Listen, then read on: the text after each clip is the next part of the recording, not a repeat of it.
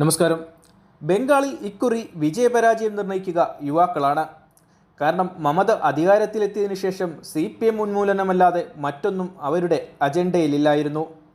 കഴിഞ്ഞ 10 വർഷത്തിനിടയിൽ ഒരു ഫാക്ടറി പോലും തുറക്കുവാൻ ബംഗാളിൽ മമതയ്ക്ക് കഴിഞ്ഞിട്ടില്ലെന്ന തെളിവുകൾ നിരത്തി വെല്ലുവിളിച്ചുകൊണ്ടാണ് യുവജനങ്ങൾ മമതയോട് ചോദിക്കുന്നത്. അന്ധമായ CPM വിരോധത്താൽ സംസ്ഥാനത്തിൻ്റെ വികസനം മറന്ന മമത അനന്തരവനെ അടുത്ത തൻ്റെ പിൻഗാമിയായി വാഴിക്കുവാനുള്ള തന്ത്രപ്പാടിലുമാണ്. എന്നാൽ CPMന് നാശം സംഭവിച്ചത് തന്നെ ബംഗാളിൽ വികസനം കൊണ്ടുവരിക ലക്ഷ്യത്തിൽ നിന്നാണ്. ടാറ്റയ്ക്ക് നന്ദിഗ്രാം സിംഗൂർ ഏരിയയിൽ ഫാക്ടറി നിർമ്മിക്കുന്നതിനായി നിലം അനുവദിച്ചതിനാലാണ് അന്ന് അവിടെ വെടിവയ്പും മറ്റു സംഘർഷങ്ങൾക്കും തുടക്കമായത്. അങ്ങനെ അവിടെ നടന്ന സംഘർഷത്തിൽ ജീവൻ പൊലിയേണ്ടി വന്ന ജനങ്ങളോടുള്ള അനുകമ്പ CPMനെതിരായി ചിന്തിക്കാൻ ജനങ്ങളെ പ്രേരിപ്പിച്ചു. എന്നാൽ 15 വർഷങ്ങൾക്കിപ്പുറം ജനങ്ങൾ നന്ദിഗ്രാം മറക്കുകയും പുതിയ തലമുറ ജോലിക്കായി നെട്ടോട്ടമോടുന്ന കാഴ്ചയുമാണ് കാണുന്നത്. ഇത് മുതലാക്കിയാണ് CPMൻ്റെ യുവജന വിഭാഗം ജനങ്ങൾക്കിടയിലേക്ക് ഇറങ്ങി പ്രവർത്തിച്ചത്.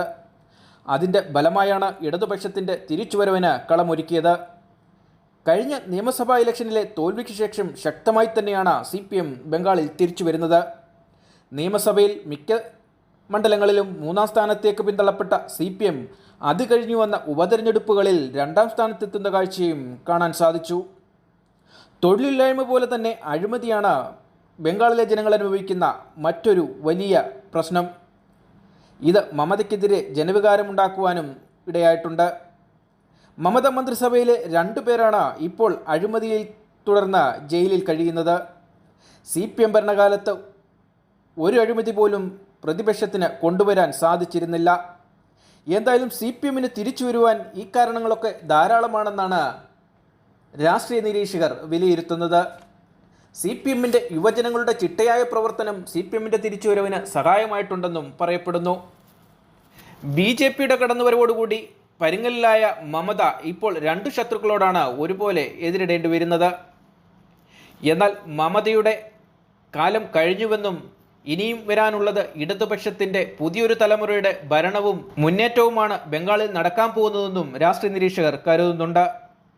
എല്ലാ മണ്ഡലങ്ങളിലും ശക്തമായ മത്സരമാണ് CPMും കോൺഗ്രസും കാഴ്ചവെച്ചിരിക്കുന്നത്. കോൺഗ്രസ് CPM ബന്ധം ഇക്കുറി വലിയ മുന്നേറ്റം തന്നെ ബംഗാളിൽ ഉണ്ടാക്കുമെന്നും പറയപ്പെടുന്നു.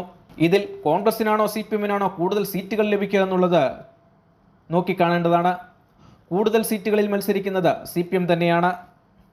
എന്തായാലും കോൺഗ്രസുമായുള്ള സഖ്യം എല്ലാ അണികളിലും സന്തോഷവും ആവേശവും ഉയർത്തിയിട്ടുണ്ട്. അത് എല്ലാ മണ്ഡലങ്ങളിലും നടക്കുന്ന തെരഞ്ഞെടുപ്പ് റാലികളിൽ പ്രകടനവുമായിരുന്നു. എന്തായാലും ഇക്കുറി ബംഗാളിൽ മമതയ്ക്കും BJPക്കും ശക്തമായ തിരിച്ചടി തന്നെ ഇന്ത്യ സഖ്യത്തിൻ്റെ നേതൃത്വത്തിൽ ലഭിക്കുമെന്നും അതോടൊപ്പം CPM ഇടതുപക്ഷത്തിൻ്റെ വലിയൊരു തിരിച്ചുവരവിന് കളമൊരുക്കുമെന്നും കരുതുന്നു.